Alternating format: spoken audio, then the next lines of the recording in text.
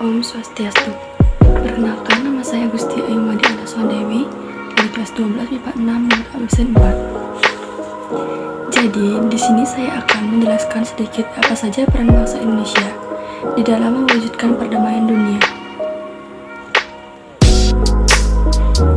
Berbagai cara pun dilakukan Indonesia dalam upaya menciptakan perdamaian dunia, baik itu di tingkat regional maupun internasional. Sebagai langkah dalam mewujudkan perdamaian dunia, maka Indonesia terlibat organisasi dunia, yaitu bergabung di PBB, Perserikatan Bangsa-Bangsa atau PBB. Indonesia bergabung dengan PBB pada tanggal 28 September 1950. Tugas dari anggota PBB adalah memelihara perdamaian dan keamanan internasional. Upaya lainnya yang mewujudkan bangsa Indonesia ingin sebuah lingkungan yang damai adalah dengan menerima Timor menjadi bagian wilayah Indonesia. Hal tersebut diputuskan sebagai tanda penyelamatan Indonesia tanpa Timur yang sedang terjajah. Yang kedua, mengadakan konferensi Kolombo dan konferensi Bogor. Konferensi Kolombo diselenggarakan pada April 1954, sementara konferensi Bogor diselenggarakan pada Desember 1954. Pada konferensi Kolombo, Indonesia mengusulkan untuk menyelenggarakan pertemuan antara negara-negara merdeka di Asia dan Afrika. Pertemuan tersebut mengusung tujuan ganda. Tujuan pertama, meredakan ketegangan yang ditimbulkan oleh Perang Dingin. Tujuan kedua, meningkatkan perjuangan melawan penjajah.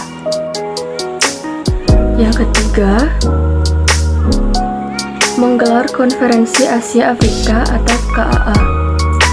KAA bermula dari Perang Dunia II yang telah berakhir. Berakhirnya Perang Dunia II memunculkan dua kekuatan adidaya baru di antara Amerika Serikat dan Uni Soviet. Konferensi Asia Afrika di Bandung berlangsung pada tanggal 18-24 April 1955 dan dihadiri oleh 29 negara dengan 5 negara sebagai sponsor KAA. Yang keempat, misi Garuda pada tanggal 26 Juli 1956. Indonesia tergabung dalam United Nations Emergency Force atau UNEF dengan menyumbang 550 militer. Terbentuknya misi Garuda berawal dari adanya konflik di Timur Tengah. Saat ini, pemerintah Indonesia telah menugaskan 2.843 personel TNI dan Polri yang bertugas di 10 misi pemeliharaan perdamaian PBB. Kontribusi pasukan Indonesia ke misi pemeliharaan PBB merupakan wujud pelaksanaan mandat konstitusi yang mengutamakan Indonesia untuk ikut melaksanakan ketertiban dunia. Selain itu, pengiriman pasukan ini adalah implementasi dari sarana peningkatan kapasitas dan profesionalisme personel TNI dan Polri. Yang kelima, ada Deklarasi di Juanda. Deklarasi di Juanda dicetuskan oleh Perdana Menteri di Juanda Kartawidjaja pada tanggal 13 Desember 1957. Melalui Deklarasi di Juanda menyatakan bahwa laut teritorial Indonesia berjarak 12 mil laut diukur dari garis-garis dasar yang menghubungkan titik terluar dari pulau terluar. Deklarasi di Juanda kemudian dikukuhkan melalui Perpu nomor 4 tahun 1960 dan melahirkan konsep wawasan Nusantara. Pada tahun 1982, Deklarasi di Juanda baru dapat diterima di dunia internasional. Berdasarkan hasil konvensi tersebut, Indonesia diakui sebagai negara dengan asas negara kepulauan.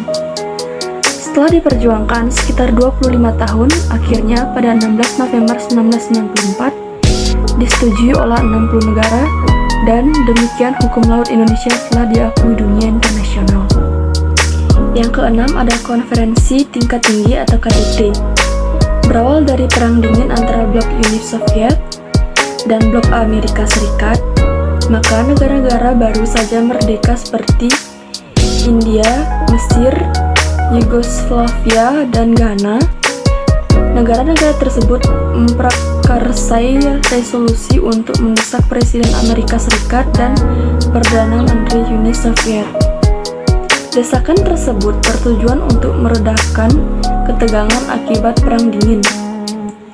Sebagai tindak lanjutnya, maka Mesir dan Yugoslavia meminta agar Indonesia mempelopori terbentuknya KTT. Indonesia menerima permintaan itu. Kriteria-kriteria yang turut ikut dalam KTT yaitu: yang pertama, menjalankan politik bebas berdasarkan konsistensi damai. Kedua, mendukung gerakan-gerakan pembebasan kemerdekaan. Ketiga, mendukung gerakan-gerakan pembebasan dan kemerdekaan. Yang keempat, tidak ikut dengan persekutuan militer multilateral seperti NATO dan sebagainya. Terakhir, tidak ikut dalam persekutuan militer bilateral dengan negara-negara besar yang tidak mempunyai pangkalan militer asing di wilayahnya. Yang ketujuh, tergabung dalam Malaysia, Filipina, dan Indonesia atau MAPINDO. Tidak hanya kerjasama lintas benua, Indonesia juga mengembangkan kerjasama yang sifatnya regional. Hal ini dibuktikan dengan bergabungnya 3 negara berkembang seperti Malaysia, Filipina, dan Indonesia. Atas keterlibatan 3 negara tersebut, maka terbentuklah MAPINDO. Perhimpunan Bangsa-Bangsa Asia Tenggara atau Association of Southeast Asian Nations atau ASEAN. Pada tahun 1957, terdapat sebanyak 5 negara yang bergabung dalam ASEAN. Kelahiran ASEAN ditandai dengan tanda-tanda tangan negara-negara tersebut melalui Deklarasi Bangkok pada 1967. 5 negara tersebut diantaranya Malaysia, Filipina, Indonesia, Muang Thai, dan Singapura. Seiring berjalannya waktu, 17 tahun kemudian, Brunei bergabung menjadi anggota. Pada awal terbentuknya ASEAN, bertujuan untuk meningkatkan kerjasama ekonomi, sosial, dan budaya. 4 tahun kemudian, di Kuala Lumpur pada tanggal 27 November 1971, ASEAN meningkatkan bentuk kerjasamanya di bidang keamanan. Bentuk kerjasama tersebut ditandatangani melalui Declaration of Zone of Peace, Freedom, and Neutrality atau ZOPFAN. Dan yang terakhir ada Jakarta Informal Meeting atau JIM. Dalam rangka upaya persingkatan Kamboja pada 1984, Menlu ASEAN berbicara dengan Menlu RI untuk berbicara dengan Vietnam. Hasilnya, Vietnam bersedia untuk mengadakan pertemuan informal dengan kelompok-kelompok yang bersengketa di Kamboja. Pertemuan tersebut akhirnya terselenggara di Jakarta, yang lebih dikenal dengan sebutan JIM. Sekian sedikit penjelasan dari saya. Jika ada kesalahan kata, mohon maaf dimaafkan.